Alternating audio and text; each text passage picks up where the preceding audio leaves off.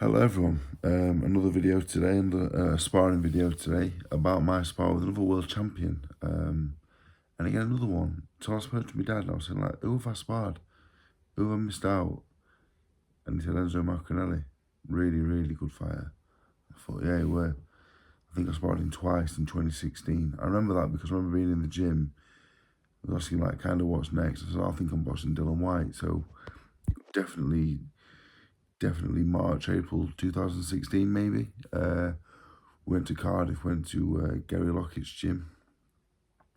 And like, I'm a bit of a boxing geek, so Gary Lockett obviously has some great wins in his record. But obviously I remember him for the Pavlik fight because I was kind of interested in the boxing. And obviously Pavlik was probably at his height a little bit before I started.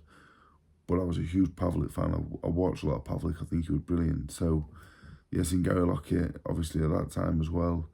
I'd only been boxing on the small hall. I think we were on Sky once or twice. So, you know, you've seen Gary Lockett. Oh, bloody hell, it's Gary Lockett. Liam Williams were there. I remember my dad saying, he's fantastic, who's he? So it's Liam Williams. He went to have a brilliant career. So, yeah, I think I went down twice. I think we did 8 rounds twice. On one occasion, I think I went there and back in one day. Another time, I stayed in Cardiff with my friend and my dad. I think my dad came once. I went on my own once. But yeah, in terms of the sparring, Enzo, I think 3 main factors on what made him good, in my opinion. Number one, probably the least surprising for people that know him, super fit, like just incredibly fit.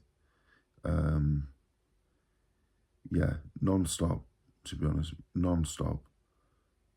Yeah, thinking about it now, it was hard spar based on. I think I found it hard because of that fitness, that work rate, and the speed, because he was a bit smaller than me. And don't get me wrong, I sparred Enzo. I think this was before his last pro fight, so I didn't get the best version of him.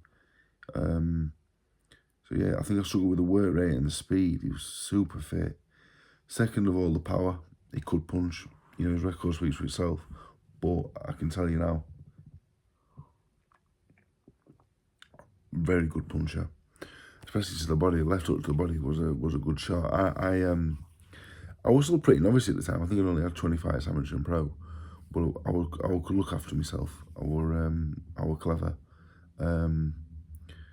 But I remember him hitting me, and I've got my elbows, and he's hitting me, you know, on my arm, and it was still hitting me in the body. I knew it was a good shot. I weren't, and I kind of knew before I went. I thought, that's his shot. I'm not getting it with that today. People always thought I was a bit gung-ho, and people said, oh, you're a warrior, you're tough. I thought, I'm not half as tough as you think I am, but I'm 10 times I'm 10 times better than you think I am.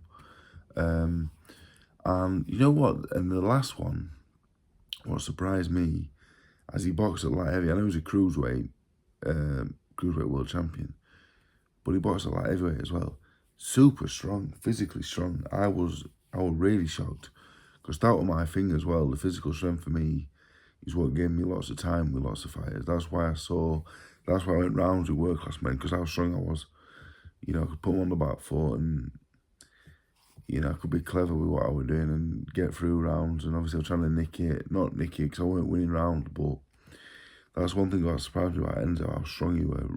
As physically strong, definitely the strongest fighter I sparred that wasn't a heavyweight, for sure. I'm probably stronger than 95% of heavyweights as well. That's probably a fitness thing as well. So yeah, I remember sparring him, because I was speaking to my dad earlier. My dad's he said, look, I sparred really well, but he was good, yeah. And apparently after 8 rounds, they said, do you want to do any more? And apparently I said, well, if you're going to pay me, I'll do as many as you want. So I must have been feeling myself. I don't know. I can't remember that. But no, in all honesty, even though I probably got Enzo, I got him at the very end of his career, I thought he was, the Enzo I sparred, I thought was brilliant, to be honest. I thought he was very, very, very good. At the top end of those I shared the ring with. And that's probably a 5 or 6 year past his peak, I would have said. 5 or 6 years, 2016. Maybe longer than that. He boxed Hay in 2007, maybe. I'm not sure. It'd be interesting what he felt was the best of him. But super fit, super strong, and a big puncher, especially with his left hand to the body. But again, I was pre-warned from watching him. So yeah, I rate him really highly, to be honest. And on a separate note, on a personal note, a really, really nice fella, actually. Really, really nice. It was great on the day. They paid me for the sparring, and he's kept in touch, to be honest. I think he texted me after the Clark fight, and not many did.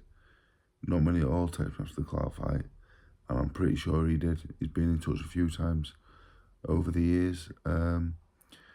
I think he's active on Twitter, and a few people have asked me over the years, what's Enzo Maccarinelli like? Genuinely, and I wouldn't say if I didn't mean it, one of the nicest blokes I met. So yeah, that's the Enzo Maccarinelli sparring story and what I know of him. Top class fighter, top class bloke. So yeah, that's the video for today.